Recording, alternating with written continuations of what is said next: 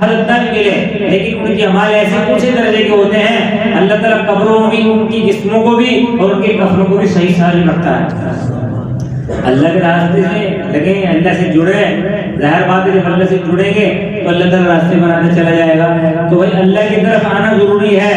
اللہ کے راستے میں نکلنا ضروری ہے۔ صحابہ کرام نے بھی وہ کام کیا ہے، انبیاء علیہ السلام نے بھی وہ کام کیا ہے اور یہی دعوت دی ہے کہ سارے کے سارے نبی لا الہ الا اللہ کی یہ دعوت دیتے آئے ہیں، اور پھر 1,24,000 اس سے بھی زیادہ قوم بیش قریب نبی جتنے بھی آئے ہیں سب نے ایک ہی دعوت دی ہے، اور آخری نبی نے بھی یہی دعوت دی ہے لا الہ الا اللہ، کامیابی ہو جائے گی۔ اب بہت سے لوگ ذہن میں آتا ہے کامیابی کیا ہے؟ کامیابی یہ نہیں ہے، کامیابی یہ ہے بینک بیلنس آ جائے، گاڑیاں ہوں اور سارے کے سارے اسباب وسائل ہوں، فرمایا کہ یہ کامیابی نہیں ہے۔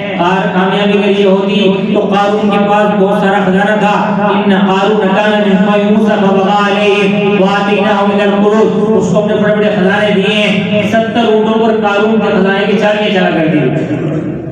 آج کے دور میں تو اے ٹی ایم ہوتا تو وہ کام ہو جاتا، اس کا اے ٹی ایم میں پتہ ہی لگتے کتنے ہیں تو وہ اتنا بن جاتے، لیکن اس وقت کے اعتبار سے 70 اونٹوں پر اس کے خزانے کی چابیاں چلتی تھی، لیکن کیا ہے اس نے اللہ کی نافرمانی کی اور اللہ کی پکڑ میں آ، اور پھر اللہ کے نبی نے اس کے لیے بد دعا کی، فرمایا کہ موسیٰ علیہ السلام کا زمانہ ہے، ان سے کہا کہ جیسے آپ کہتے ہیں ویسے ہی زمین کرے گی، زمین کو آپ کے تابع کر دیا۔ موسیٰ علیہ السلام نے فرمایا اے زمین اس قارون کو نگل لے، زمین نے نگلنا شروع کیا اور پھر وہ معافی مانگنے لگا، اے موسیٰ مجھے معاف کر دے۔ موسیٰ علیہ السلام کو جوش آیا کہ اے زمین اس کو نگل لے، پھر اس نے نگلنا شروع کیا حتیٰ کہ گردن رہ گئی، اور پھر وہ کہہ رہا ہے اے موسیٰ مجھے معاف کر دے۔ موسیٰ علیہ السلام کو جوش آیا، فرمایا کہ زمین اس کو نگل لے۔ روایت میں آتا ہے کہ سارے خزانوں سمیت زمین نے قارون کو نگل لیا، اور پھر نگلنے کے بعد اس وقت گزرا، اللہ نے فرمایا اے موسیٰ ایک بندہ گناہگار ہے، وہ ہمارا نافرمان تھا،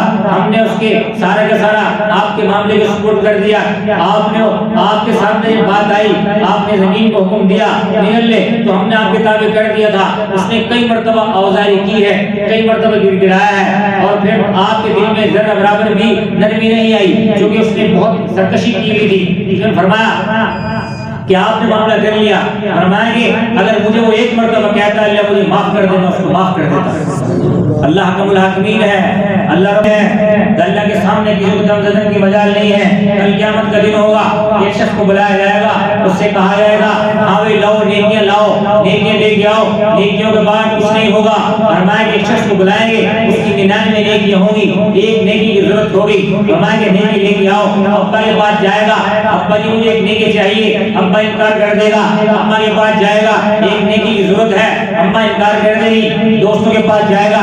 سردی کے پاس جائے گا، تو دنیا میں اس کو شاندار کھانے کھلایا کرتے تھے، شاندار طریقے سے جو وہ چاہتے تھے ان کو کرتے تھے، لیکن فرمایا کہ وہ دوست بھی کہیں گے نہیں ہم تمہیں جانتے ہی نہیں ہیں۔ فرمایا کہ وہ اپنے بہن کے پاس جائے گا، بھائی کے پاس جائے گا، سب کے پاس جائے گا، ایک نیکی دے دو اللہ کے لیے، ایک نیکی دے دو۔ اس وقت فرمایا کہ کوئی شخص ایک نیکی نہیں دے گا۔ فرمایا کہ ایک شخص ایسے گزر رہا ہوگا، دیکھے گا پریشان بیٹھا ہوا ہے، مجھے کیا ماجرا ہے؟ فرمایا کہ ماجرا تو بڑا عجیب ہے، تم اپنے کام سے کام رکھو، تم بتاؤ تو صحیح کوئی پریشانی تمہیں ہے تو بتاؤ۔ ارے بھائی قیامت کے دن کسی کو پریشانی نہیں ہوگی، ہر شخص پریشان ہوگا، کسی کو یہ نہیں ہوگی راحت ہوگی۔ فرمایا کہ کہے گا تم بتاؤ تو صحیح، ہو سکتا ہے تمہارا کام نہ کر دو۔ فرمایا کہ بھائی میرے کام میری ماں نے نہیں کیا ہے، میرے بھائی نے نہیں کیا ہے، میرے دوستوں نے نہیں کیا، تم کون ہوتے ہو؟ فرمایا کہ بتاؤ تو صحیح۔ وہ بتائے گا کہ بھائی اللہ نے کہا ہے ایک نیکی لے کے آؤ، تو مجھے نہ بھیجے، اور فرمایا ایک نیکی کے لیے میں سب کے پاس گیا ہوں، کسی نے میری بات نہیں سنی، ایک نیکی نہیں دی ہے۔ فرمایا کہ پھر اس کہے گا اچھا تمہیں ایک ہی نیکی کی ضرورت ہے؟ کہا اگر ٹھیک ہے میری ایک نیکی تم لے جاؤ اور تم تو جنت میں جاؤ۔ فرمایا کہ کیوں بھائی؟ کہتے میری زندگی کی ہے ایک نیکی، میں نے دیکھا ہے کوئی اور نیکی ہے ہی نہیں۔ فرمایا تیری 99 نیکی ہیں، تیرا کام نہیں بن رہا ہے، میری زندگی میں ہے ایک نیکی، جب تیرا تو کام بنے، میں نے تو جہنم میں سڑنا ہے، ٹھیک ہے تو جا۔ وہ ایک نیکی لے گا اور اللہ کے دربار میں آ جائے گا۔ اللہ فرمائیں گے ہاں بھائی سناؤ، علم تو اللہ کو پہلے سے ہوگا۔ فرمائیں گے بتاؤ کیا ہوا ہے؟ کہ اللہ میں ایک نیکی لے آیا ہوں۔ فرمائیں گے بہت اچھی بات ہے، آج کے دن تجھے کس نے نیکی دے رہی ہے؟ آج ہر شخص پریشان ہے، نفس نفس بخشی کا عالم ہے، اس سے ہر ایک کو اپنی اپنی پڑی ہوئی ہے، فرمایا اس کو بلا کر لاؤ، یہ جائے گا اور شخص کو پکڑ کر لے کے آئے گا، اور ڈرتا ڈرتا اللہ کے دربار میں آئے گا، اللہ پوچھیں گے یہ بتاؤ کہ تمہیں نیکی کی ضرورت نہیں تھی؟ فرمایا تھی، فرمایا کہ تم نے نیکی کیوں دی؟ فرمایا اللہ میں نے دیکھا ہے اس کے پاس 99 نیکیاں ہیں، جب آپ نے میزان عدل لگایا ہے، ورنہ ذول موازن القسط یوم القیامہ، قیامت میں اللہ تعالیٰ میزان عدل لگائیں گے، فرمایا کہ اس کی 99 نیکیاں ہیں، اس کا کام بن نہیں رہا ہے، فرمایا کہ میں نے دیکھا ہے پوری زندگی میں ایک ہی نیکی ہے، میں نے کہا میں نے جنت میں سڑنا ہی ہے، چلو آج سخاوت کر دوں، اللہ فرمایا کہ تجھے معلوم ہے کہ تو سخاوت والا تو کام میرا ہے، میں سخی ہوں، پوری دنیا کے اندر سخاوت میری چل رہی ہے، کافر ہے اس کو بھی دے رہا ہوں، مسلمان اس کو بھی دے رہا ہوں، آج کے دن تو نے سخاوت کی ہے، جا تو اس کے بدلے تو جنت میں چلا جا۔ اللہ رب العالمین ہے، اللہ رب العالمین ہے، اللہ کی رحمتیں وسیع ہیں اور اللہ کی رحمتیں اتنے اونچے درجے کی ہیں، اللہ تو چاہتا ہے کہ ہر شخص جنت میں جانے والا بن جائے، اللہ تو چاہتا ہے کوئی شخص جہنم میں جانے والا نہ ہو، اللہ چاہتا ہے کہ سارے کے سارے جنتی ہوں، فرمایا کہ جنت میں جانے کے لیے مشقت والے کام کرنے پڑیں گے، رات کی تاریکی میں ٹھنڈی راتوں میں اٹھنا پڑے گا، اور پھر رات کی جو زندگی ہے اس کے اندر قربانی آئیں گی، ان کو سیکریفائس کرنا پڑے گا، فرمایا کہ پھر اللہ کے راستے میں بہت ساری مشقتیں آئیں گی، ان کو برداشت کرنا پڑے گا، کبھی کھانا مل جائے گا، کبھی نہیں ملے گا، کبھی کھانا نہیں بھی ملے گا، کبھی پانی مل جائے گا، کبھی پانی بھی نہیں ملے گا، کبھی حالت یہ ہوگی کہ چلتے چلتے انسان تھکے گا اور تھک کے گرے گا اور تھکاوٹ کا خطرناک حال ہوگا، کھانے کو کچھ نہیں ہوگا، پینے کو کچھ نہیں ہوگا، فرمایا کہ سلسلہ ایسے ہی رہے گا، نبی کا زمانہ ہے، نبی کریم صلی اللہ علیہ وسلم کے صحابہ چل رہے ہیں، ایسے راستے پر چل رہے ہیں، فرمایا کہ چلتے چلتے کھانا بھی ختم ہو گیا ہے، فرمایا کہ سمندر کے رخ پر چل رہے ہیں تو پانی تو بج رہا ہے لیکن پانی ٹھیک نہیں ہے، سیدھے سیدھے پانی نہیں پی سکتے، فرمایا کہ اللہ سے دعا کی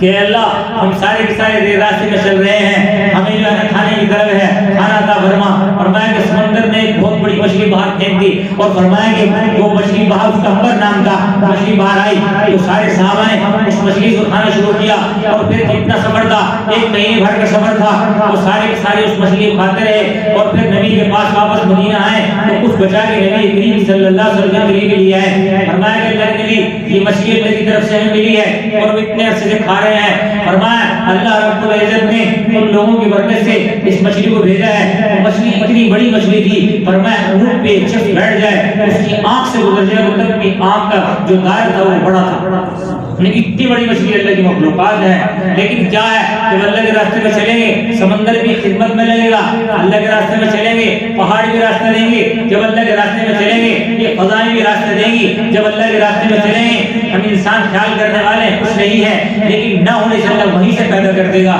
اور میں آپ دیکھتے نہیں ہو یہ کیا ہے، یہ نبی کریم صلی اللہ علیہ وسلم کا شہر مدینہ ہے، یہ کون سا شہر ہے، فرمایا کہ یہ مکہ شہر ہے، مکہ کے شہر کی ہسٹری دیکھو، فرمایا کہ یہاں پانی نہیں ہے، کچھ بھی نہیں ہے، فرمایا پانی کیسا آیا، فرمایا پانی ایسے نہیں آیا، فرمایا اسماعیل علیہ السلام نے روئے ہیں، بل بلائے ہیں اور ایڑیاں رگڑی ہیں، اللہ نے وہیں سے چشمہ جاری کر دیا۔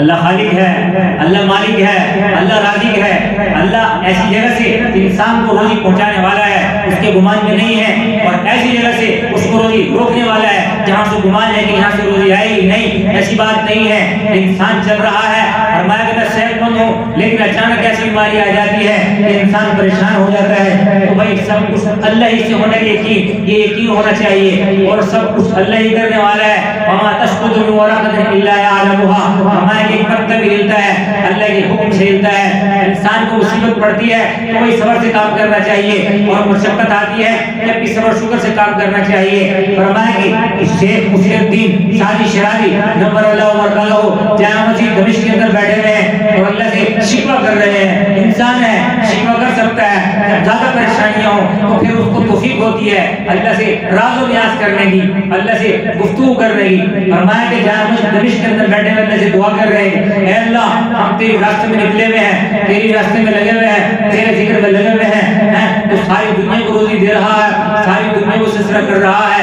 فرمایا کہ ہم ننگے پاؤں ہیں، ہمارے پاؤں میں چلتے ہوئے کانٹے چھوٹ جاتے ہیں، تو سارے لوگوں کو جوتیاں بھی ہیں، ہمارے پاس تو جوتیاں بھی نہیں ہیں، بس شکوہ کر رہے ہیں، فرمایا کہ شکوہ کیا اور شکوہ کر کے نکلے، فرمایا کہ چورنگی میں گئے ہیں، دیکھیں ایک شخص جس کے ہاتھ بھی نہیں تھے پاؤں بھی نہیں تھے، وہ اللہ کے شکر میں لگا ہوا ہے، اور پوچھا کہ کیا ماجرا ہے، تو کس چیز کا شکر ادا کر رہا ہے، فرمایا یہ سانس چل رہی ہے اس کا شکر ادا کر رہا ہے، فوراً سجدے میں گر گئے کہ اللہ جس کی ضرورت نہیں ہے، اس شخص کو تو نے ہاتھ بھی نہیں دیے، اس کو پاؤں بھی نہیں دیے، تیرے شکر میں لگا ہوا ہے، مجھے تو نے ہاتھ بھی دیے ہیں، تو نے پاؤں بھی دیے ہیں، میں شکری میں ناشکری میں لگا ہوا ہوں، یہ مصیبتیں مشقتیں آتی رہتی ہیں۔ فرمایا جب اللہ تعالیٰ شکر کی توفیق دیتا ہے سلسلہ ایسے ہی ہوتا ہے۔ تو اللہ سے دعا ہے اللہ ہمیں انسان